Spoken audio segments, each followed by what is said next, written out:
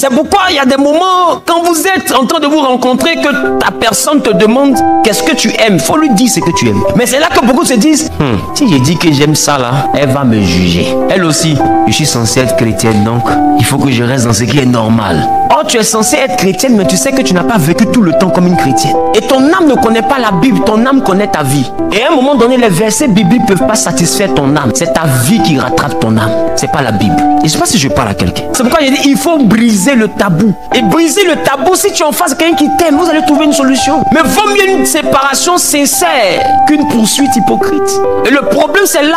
Adam demande à Ève, qu'est-ce que tu aimes? Et Ève n'est pas nue. Elle cache. Ève demande à Adam, qu'est-ce que tu préfères? Adam dit, c'est toi que je préfère. Quand je te vois pas, je peux pas dormir. Ok.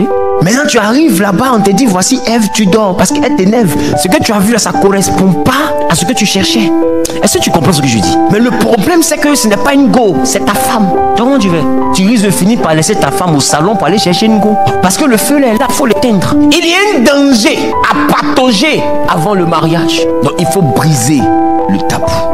Aujourd'hui, beaucoup de foyers souffrent en silence, mais ne peuvent pas parler parce que dès le début, on n'a pas dit que c'est ce qu'on aime et on se dit que si on ouvre la bouche maintenant, ou bien dès le départ, si on parle, on sera jugé. Mais ne se marie pas que pour faire des enfants et l'intimité ne sert pas qu'à mettre des jumeaux au monde. Ça sert aussi à équilibrer ton homme ou à équilibrer ta femme. Donc si ce que tu fais là ne peut pas éteindre le feu, il y a un problème. Il y en a qui savent que Lazare est malade et puis ils sont dans sanctification et qu'ils sont se marier. Maintenant, on se met devant le tombeau. Lazare, sors! Lazare sort pas. Jésus est venu s'arrêter devant le tombeau. Il a crié, sors! Lazare sort pas. Mahomet est venu se mettre à lui. Les deux ensemble ont crié. Lazare n'est pas sorti. On rentre dans le tombeau là, on tape Lazare.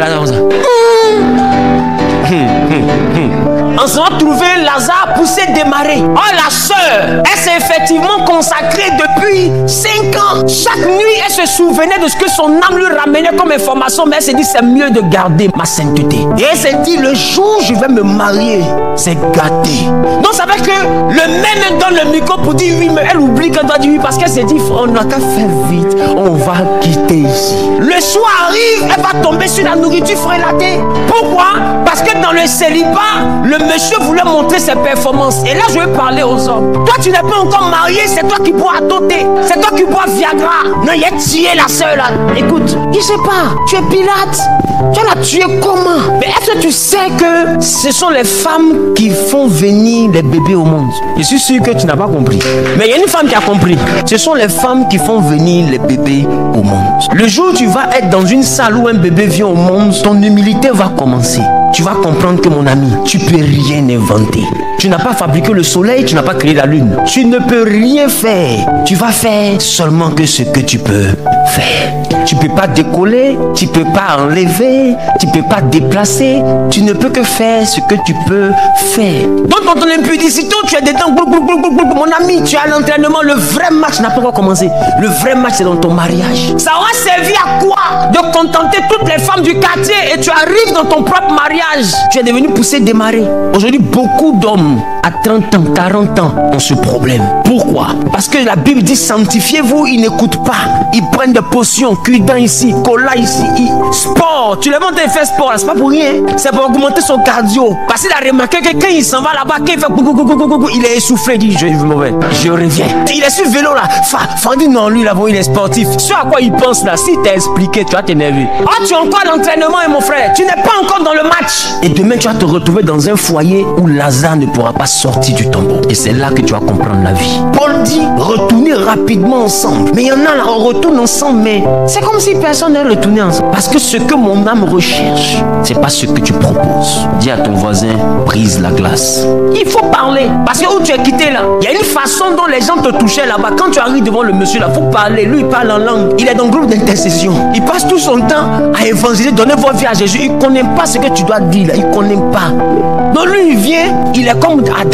Adam, connu, Ève. Point. Ça dit que, est-ce que tu as compris ce qu'il dit là? Ça dit que Ève là, lui n'est pas dans bisous, dans toucher ton cou, dans te dire tu sais que tu es la plus belle. Il n'est pas dans ça. Lui c'est Adam. Est-ce que tu connais Adam? Lui c'est Adam. Voyez le thème. Adam connu Ève. Point. Vos histoires de préliminaires, il ne connaît pas. Adam n'a pas le temps. Le serpent vient de lui créer des problèmes. Il n'a pas le temps. Et je ne sais pas si on se comprend. Il sort d'un chapitre de sa vie qui est trop compliqué. Il a perdu le jardin, il a perdu son Dieu, il n'a pas le temps. Dans là où il vient d'arriver là, elle faut te placer et te connaître en quitter. Mais c'est ça aussi. Quand tu es Adam là, et que toi ton travail c'est devenu connaître Ève et puis de partir là. Quand Ève n'est pas contente, c'est fruits tu vas manger. Ah ouais. Parce que la qualité de ton repas là dépend de comment tu vas connaître Ève. Donc pourquoi manger n'est pas cuit à 19h? Si c'est à cause de mon soeur, tu vas manger demain. Tu fais quel travail ici et puis on te nourrit.